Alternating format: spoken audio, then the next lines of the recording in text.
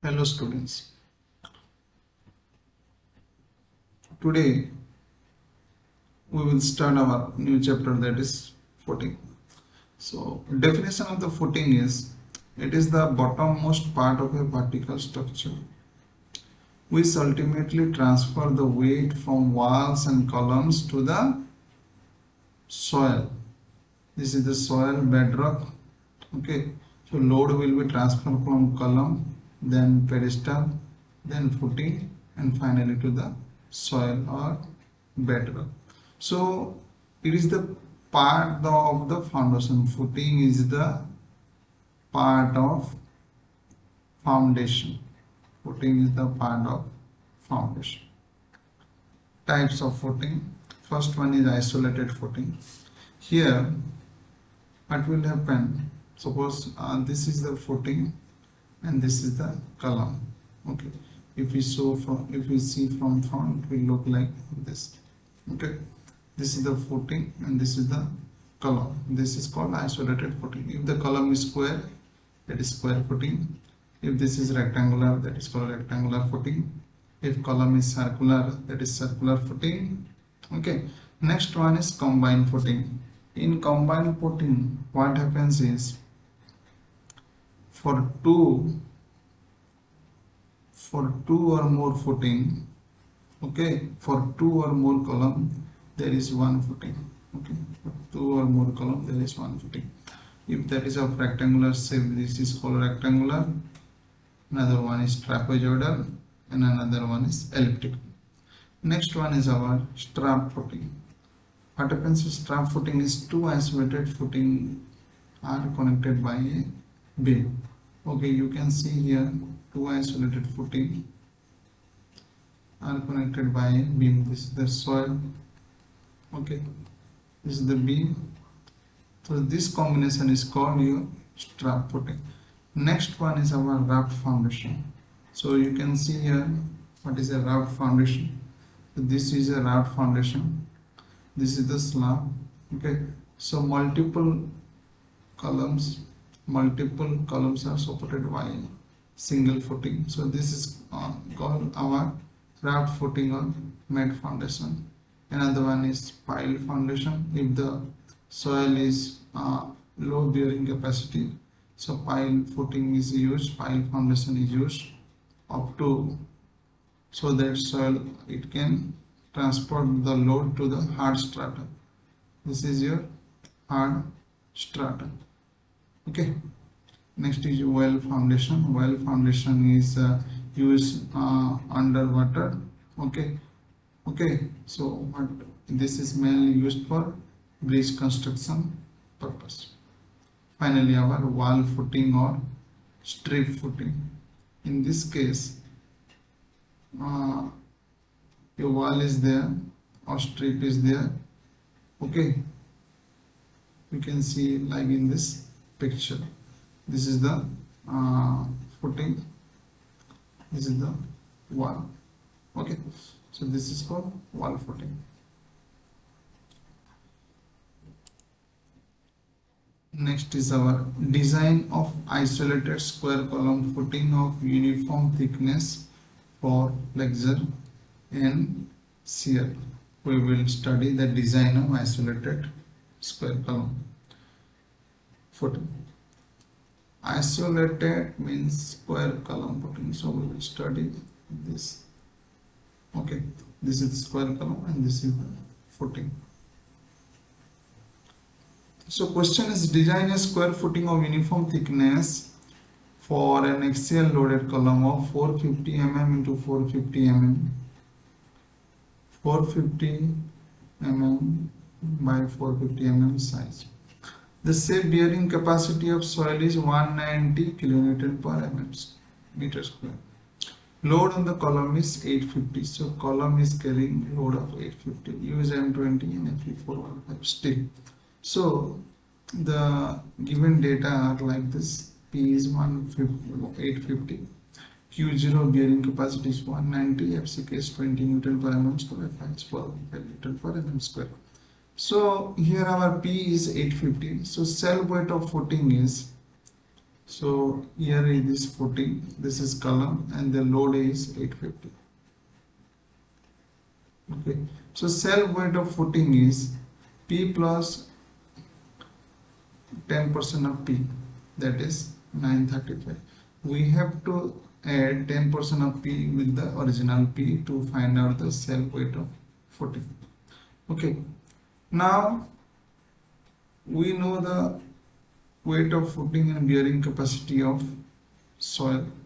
So from that we will get the area of the footing, that is 4.92.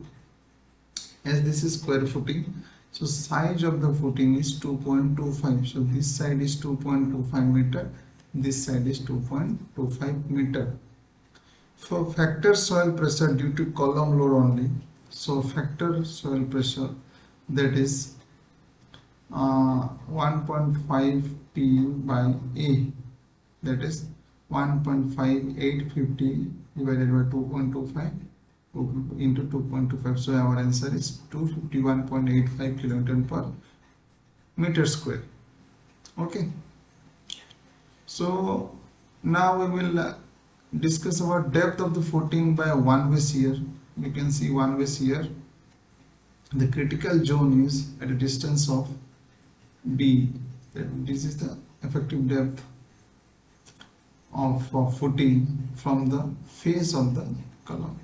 So you can see our size is 2.25 into 2.25. Size of the column is 450 mm divided into 450 mm. So this zone, hatching zone, is the our critical zone. So this is one way shear. So shear force is the stress into this area. Okay, so area in one side is 2.25. so this portion, that is this minus this minus this, so this is 2.25 minus 4. So I can show you here. So we have to calculate this length. So this much is this is 2.25 by 2, again minus 0.45 by 2, again minus D.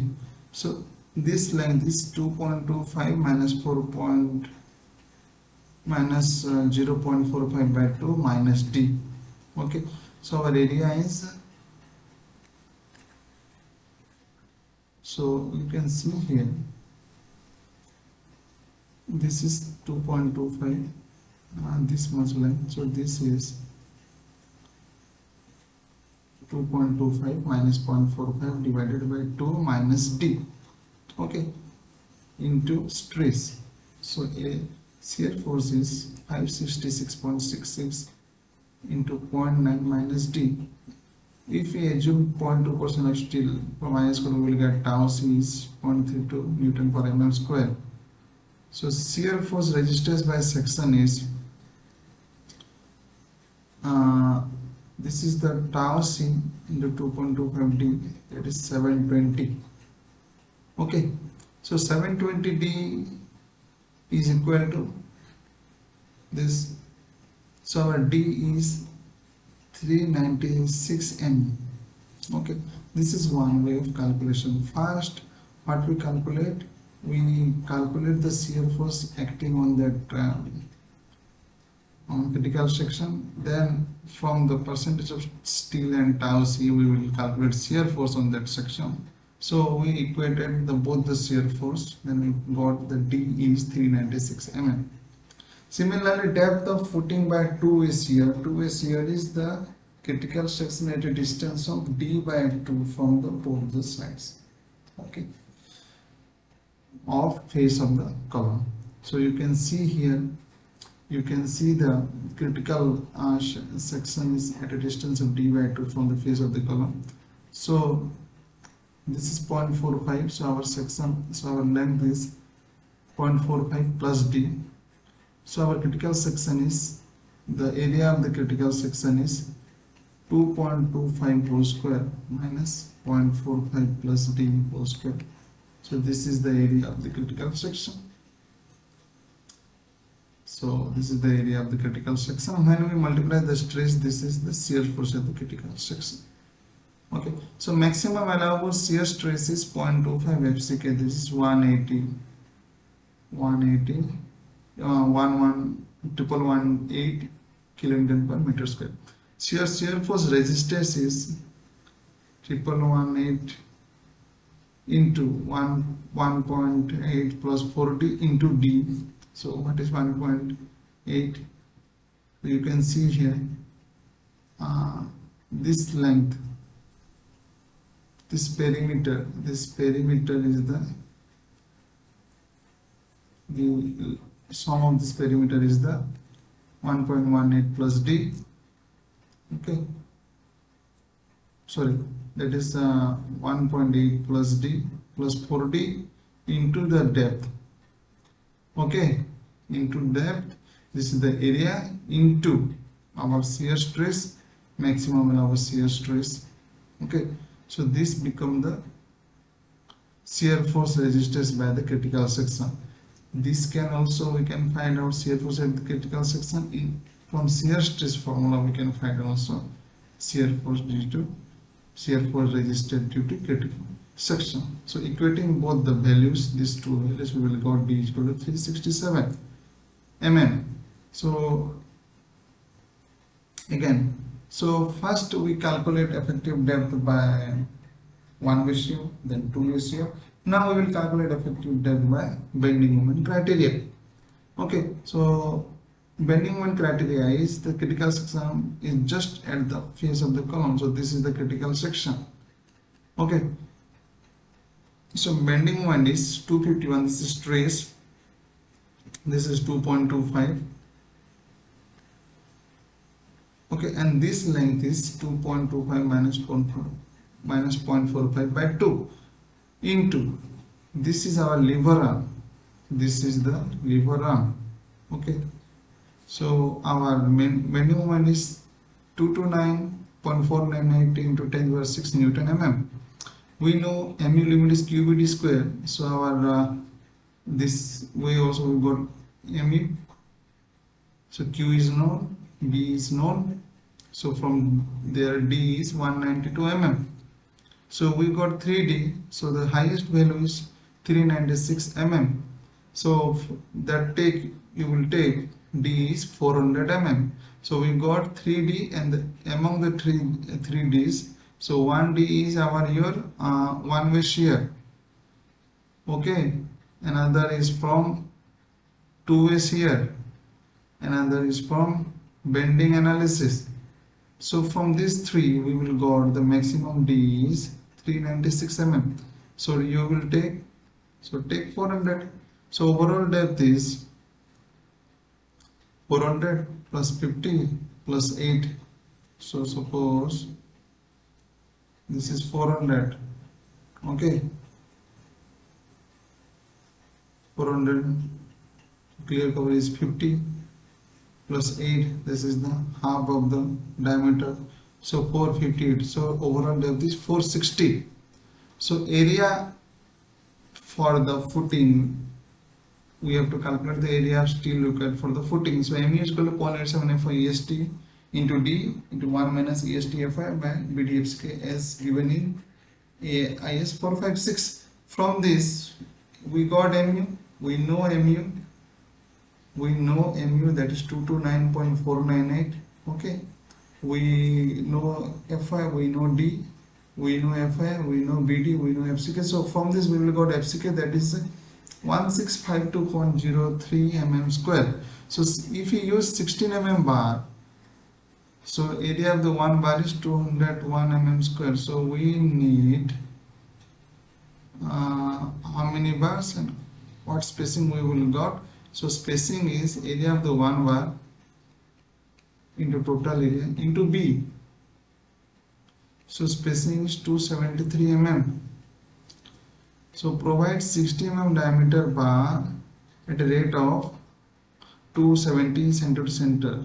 Okay, now check for development length. The formula is this. So development length is 752.2 mm. This formula is given in your IS code, IS 456. Okay, so from this LD we will get, all the values are known, so just put it and find out the development length. So now you can see here, this is the overall depth, this is the size of the column, 450 into 450. This is the main bar, 16 mm diameter bar. Okay, and this is your 270 mm center to center distance. Okay, now you can see here the arrangement. You can see here the width 2250. Both are 16 mm diameter bar. Here also, this is also 16 mm diameter bar. At the rate of, that is 270 mm center to center. So the gap between these two bars are 270 mm center to center. Both the sides. Okay, here both the sides. 50 is the clear cover. 50 is the clear cover. So you can see the arrangement here. So if any suggestion or if any doubt or if any mistake, you can comment in the comment box. Thank you. With this design of the footing is over. This is only for square footing. So mainly you have to remember, just find out the D, effective depth, from like our one-way shear, then from two-way shear, then from bending moment analysis, then take the highest value of D. From that effective depth, find out the overall depth. From moment equation, find out AST. So, and from check, find out the development length. Okay, and finally our design is here. Okay, thank you.